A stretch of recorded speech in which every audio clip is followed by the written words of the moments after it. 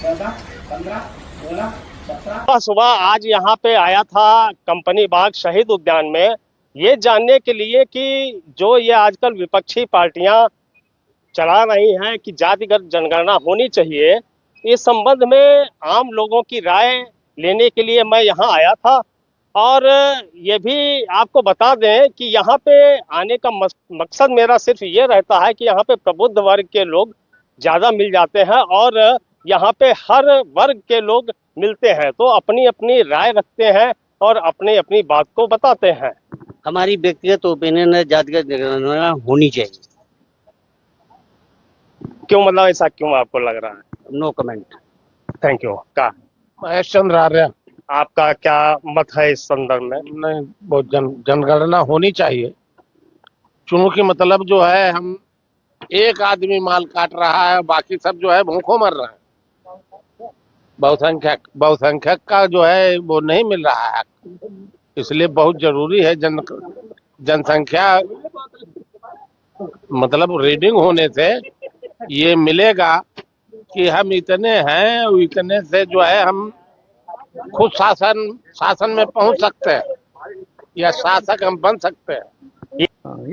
आप क्या कहेंगे? हमारा नाम राजेंद्र प्रसाद वर्मा है। हम चाहते हैं जाति जनगणना होनी चाहिए। जैसे जब जो भी सरकार बनती है वो एससी बीसी के वोट तो लेती है कि इनके वोटों से हम जीते हैं, लेकिन उनको उतनी शासन सत्ता में हिस्सेदारी नहीं दी जाती है। इसलिए जाति जनगणना होनी चाहिए। जिसकी जितनी संख्या भारी उसकी उतनी हिस्सेदारी, ये सब होनी चाहिए। लेकिन सरकार ऐसा मानने को तैयार नहीं है। वोट जो एससी बीसी के लेती है, लेकिन उसकी मलाई खाली सामान्य जाति को देती है। ये नहीं होना चाहिए। जाति गणना होनी चाहिए, उनका लाभ भी मिलना चाहिए। ये देखिए, यहाँ पे लगभग जितने लोग हमारे भाई लोग बैठे हुए हैं, लगभग सभी लोगों का ये मानना है और लगभग ये 100% जाके आंकड़ा पहुंच जाता है कि जातिगत जनगणना के पक्ष में यहाँ पे लगभग सभी हैं। हम आपसे एक निवेदन और करना चाहेंगे। जी बताएं। कि हमें कुछ ऐसे यहाँ पर देखने को साक्ष्य मिले हैं, मीडिया कर्मी लोग आते हैं, जब हमारे एससी बीसी के लोग बोलते हैं तो माइक तो रखते हैं लेकिन वहां से काट देते हैं। दूसरी बात, इसको भी आप टेप करें। और इसको बाद कुछ लोग यहाँ से तो ले जाते हैं लेकिन शासन सत्ता को नहीं पहुंचाते हैं। भैया आपका क्या शुभ नाम है? हमारा नाम सुरेश मिश्रा है।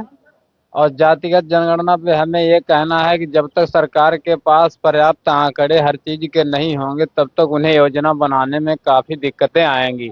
और जाति की जनगणना और गरीबों की जनगणना पहले भी हुई है, इसमें कोई नया काम तो विपक्ष के लोग मांग नहीं रहे हैं। पहले भी जो सरकारें रही उन्होंने भी जाति की जनगणना कराई, और अब कराने में क्या दिक्कत है, फिर कराई जाए। हम भी इस पक्ष में हैं, जाति की जनगणना कराई जाए। ये हम थोड़ा ये जानना चाह रहे थे, ये जो विपक्ष कह रहा है जातिगत जनगणना, तो इसके बारे में हम जानना चाह रहे हैं आम लोगों की क्या धारणा है और क्या मंशा है। तो पहले आप बताइए कि शुभ नाम क्या है आपका? मुझे प्रेमपाल लोहिया कहते हैं। जातिगत जनगणना होनी चाहिए, होने जा ही रही है, 25 में शुरू हो जाएगी। जनगणना भी होगी, साथ में जातिगत जनगणना भी हो जाएगी, और उसके बाद सीटों का परिसीमन हो जाएगा। सारे क्षेत्र उलट पुलट हो जाएंगे, बड़े बड़े गढ़ किले ढह जाएंगे, बड़े बड़े नेता अपनी सीटें ढूंढते फिरेंगे, कहाँ लड़ेंगे। ये है भैया। ये देखिए, सर जी ने अपने बिल्कुल सही बात बताई और अपने विचार भी किए, और देखते हैं कि किन लोगों से क्या मन की बात है। सर जी क्या नाम है आपका? हमारा वीरेंद्र वाजपेयी। ये जो जातिगत जनगणना की बातें चल रही हैं, विपक्ष लगातार उठा रहा है, तो ये हम ये जानने के लिए निकले थे कि आम जन में इसकी क्या सोच है और इसको लेके उसके मन में क्या बातें हैं। आपका शुभ नाम अपना बता सकते हैं? मेरा नाम पंकज कुमार दीक्षित है। मैं ये कह रहा हूँ कि जातिगत जनगणना या आरक्षण ये सब राजनीतिक मुद्दे हैं। वोट चाहिए नेता को, और इसीलिए हमारा समाज बैठा है। हम आप जैसे कोई दीक्षित है, कोई पाल है, कोई वर्मा है, कोई ठाकुर है, हम आपको धर्म तो एक ही, धर्म तो हिंदू, उसमें नहीं कोई कहता। तो ये केवल वोट की राजनीति है।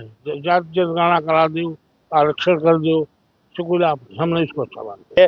चलते हैं किसी और से भी हम जानने का प्रयास करते हैं। सर जी, क्या शुभ नाम है आपका? हमारा सतीश कुमार द्विवेदी। ये इस समय ये विपक्ष और कई विपक्षी पार्टियां इस बात पे जोर दे रही हैं और लगभग चुनाव से मांग कर रही हैं जातिगत जनगणना की, तो इसको लेके सत्ता पक्ष इग्नोर भी नहीं कर रहा, मना भी नहीं कर रहा, इसको स्वीकार भी नहीं कर रहा है।